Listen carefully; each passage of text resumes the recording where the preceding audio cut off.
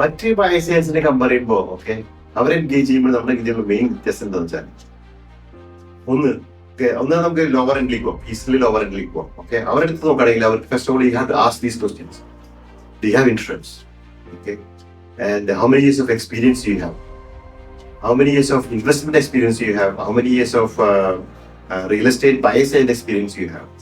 പിന്നെ how many properties you own by yourself? അതുകൊണ്ട് ചോദിക്കും. പിന്നെ REIB മെമ്പറാണ്. ഞാൻ REIBയിലാണ് കോഴ്സ് ചെയ്തത്. 8 മാസത്തെ കോഴ്സാണ്. അന്ന് 24 സബ്ജക്റ്റാണ് ഈ കോഴ്സ് ചെയ്യുന്നത്.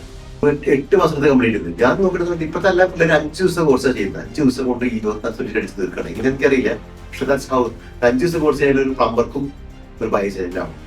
അവർ വന്നിട്ട് പറയണത് $4,000 $5,000 അത് ടു മച്ച് എന്ന് ഞാൻ പറയുന്നു. That is too much money they are asking because their knowledge is very limited.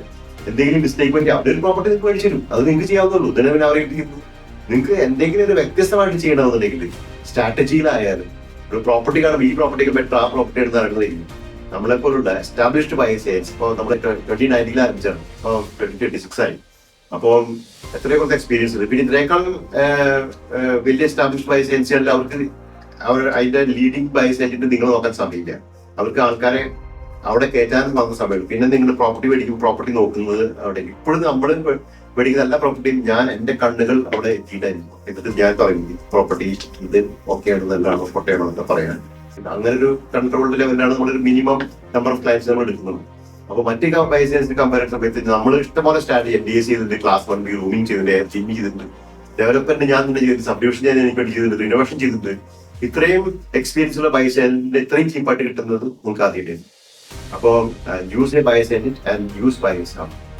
നമുക്കൊരു ഫിസിക്കൽ ഓഫീസർ, ചിലർ പലരും ഫിസിക്കൽ ഓഫീസർ പോലും ഇല്ല, വീട്ടിലിരുന്നിട്ട് കാലത്ത് ഡേ ടൈം ജോബ് നേഴ്സാണ്, പക്ഷെ വൈകുന്നേരം വന്നിട്ട് ഞാൻ ബൈസേജന്റ് ആവുക. അതങ്ങനെ നിങ്ങൾ പോയി കഴിഞ്ഞാൽ അതിന് നിങ്ങൾ തന്നെ മേടിക്കല്ലേ. ഇതാണ് ബൈസേജ്. എക്സ്പീരിയൻസ് വേണം, പ്രാക്ടിക്കൽ നോളജ് വേണം, റിയൽ എസ്റ്റേറ്റ് എക്സ്പീരിയൻസ് വേണം. ഞാൻ 2008 മുതൽ ഓസ്ട്രേലിയയിലെ ഒരു പ്രോപ്പർട്ടി കോച്ചിന്റെ കീഴിലുള്ളതാണ്. അപ്പൊ എനിക്ക് എല്ലാ സ്ട്രാറ്റജീസും കണ്ടിട്ടുണ്ട്. 2-3 സൈറ്റിൽ ഞാൻ കണ്ടിട്ടുണ്ട്. കരുത്ത് കയറി പോകുന്നതും ഇറങ്ങി പോകുന്നതും പിന്നെയും കയറുന്നതും കണ്ടിട്ടുണ്ട്. അപ്പോൾ experience utilise by experience and knowledge.